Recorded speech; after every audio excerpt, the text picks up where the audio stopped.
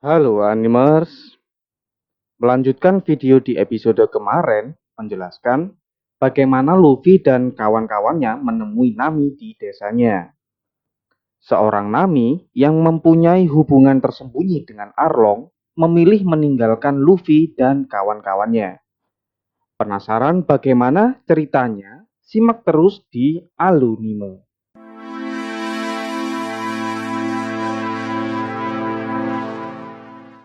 Di awal scene kita diperlihatkan pada masa kecil Nami dan ibu angkatnya Nami yang bernama Bilmire.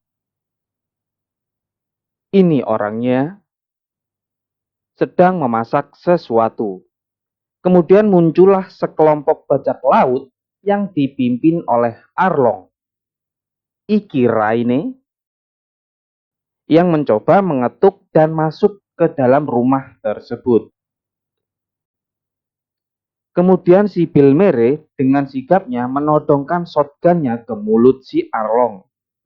Karena dia memang adalah bekas angkatan laut, jadi dengan mudahnya menjatuhkan tubuh si Arlong.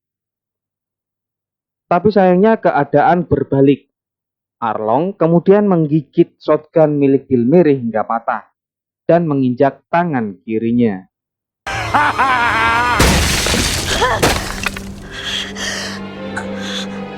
Nami dan Nojiko yang melihat dari jauh itu pun ingin menyelamatkannya, tapi berhasil dicegah oleh dokter.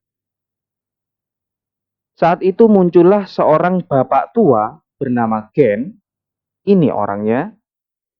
Dia adalah wali kota desa tersebut yang bermaksud untuk membantu Bilmire bahwa Arlong dan kawannya meminta upeti bila ingin selamat. Demi menyelamatkan Nami dan Nojiko, Bilmire membayar 100.000 beri kepada para bajak laut tersebut.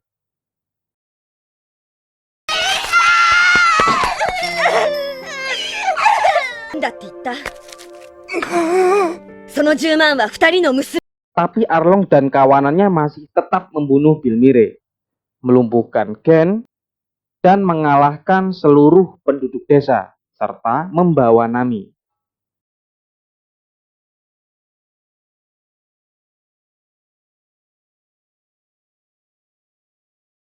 Suatu hari penduduk desa ingin menemui Arlong dan kawannya untuk membalaskan dendam mereka.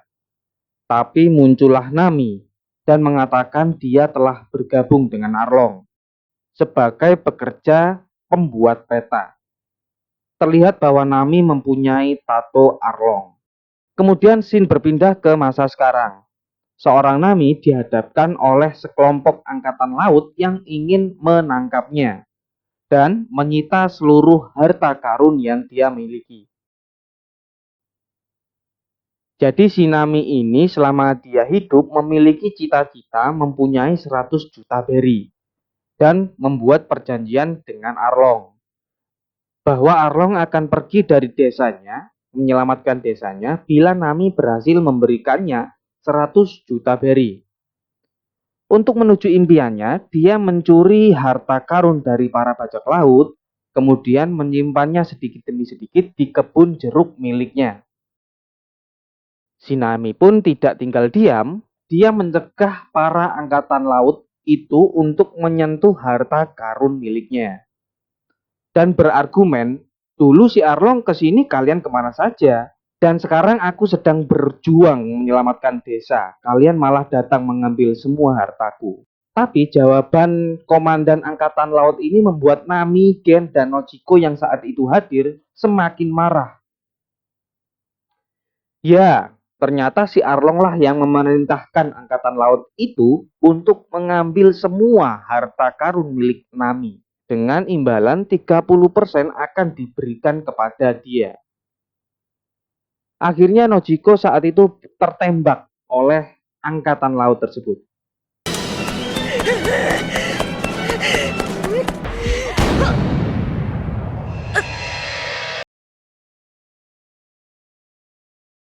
Nami yang marah mendatangi markas Arlong dan meminta keadilan.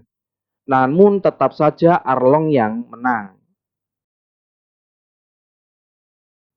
Gen dan warga desa yang sudah tahu niat baik Nami pun kembali hendak menyerang markas Arlong. Meskipun tahu bahwa mereka tidak akan menang, tapi mereka tetap berangkat.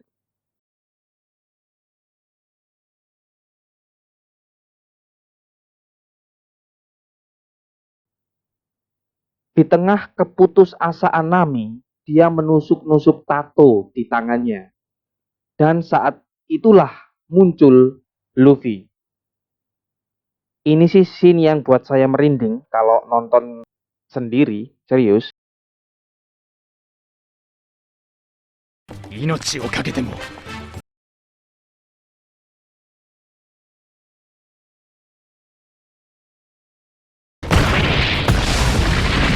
Dengan 3 kali pukulan, Luffy berhasil merobohkan pintu gerbang Arlong. Kemudian bertanya, siapa yang bernama Arlong? Hanya dengan sedikit sentuhan tangan Luffy, semua orang langsung tercengang. Dengan karisma seorang Luffy dan Roronoa-Zoro, sejatinya kawanan Arlong sudah mulai ketar-ketir nih.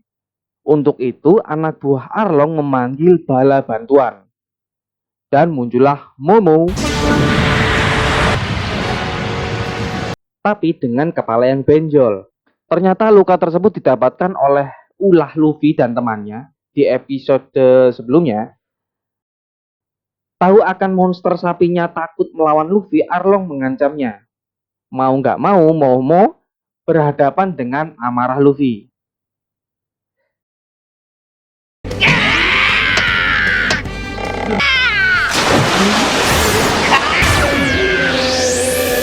Si Luffy karena ulahnya sendiri, dia tidak bisa bergerak dan terkena tinta si gurita.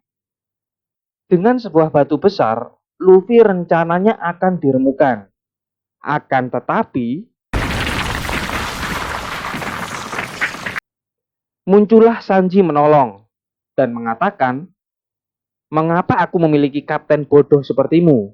Dan Zoro mengatakan, aku juga berpikiran seperti itu. Tapi quote Sanji ini yang saya sangat setuju.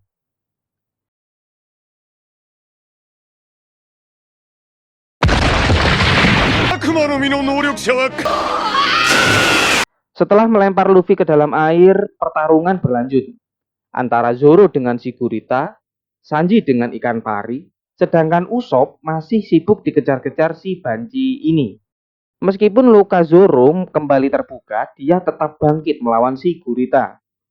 Di tengah pertarungan yang sengit tadi, Najiko dan Gen masuk ke lautan demi menyelamatkan Luffy yang tenggelam. Karena menurut Gen, Luffy adalah kunci untuk menang dari pertarungan ini. Dan akhirnya gurita tersebut berhasil dikalahkan oleh jurus 3 pedangnya si Zoro. Sanji yang saat itu ingin menyelamatkan Luffy, dia meloncat langsung ke dalam laut, tapi berhasil dicegah oleh si ikan pari.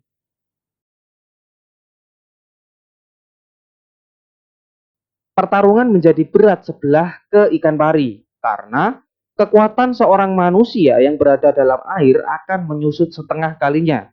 Sedangkan mermaid atau manusia setengah ikan ini bila berada dalam air akan lebih cepat 2 kali lipat. Belum lagi urusan ambil napasnya. Ketika Sanji ingin ambil napas ke permukaan, si ikan pari tersebut menghalanginya. Tidak hanya itu, dia membawa tubuh Sanji ke dalam dasar lautan dengan cepat. Sekedar info saja, bila sebuah tubuh manusia diterjunkan atau dibawa ke dalam dasar lautan dengan cepat, tubuh tersebut akan remuk karena perbedaan tekanan air yang sangat drastis. Untungnya Sanji menutup insangnya sehingga ikan tersebut kesulitan bernapas. Dan lihat apa yang dia lakukan Sanji saat di daratan.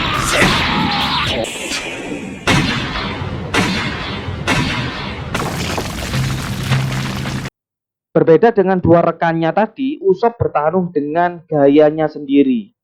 Mulai dari pura-pura mati hingga menipu si Banci.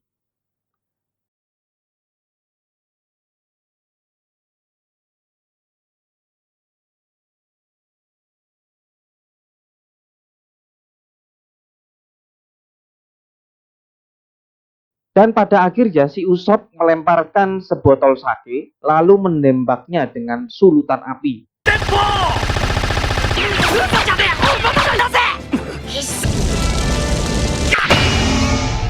Dan sebagai penutup, Usopp menggunakan hammer miliknya. Sedangkan di daratan, Sanji dan Zoro sudah kewalahan nih melawan Arlong. Di saat keadaan hampir mati, muncullah Nami. Untuk apa Nami datang ke sana? Tidak lain untuk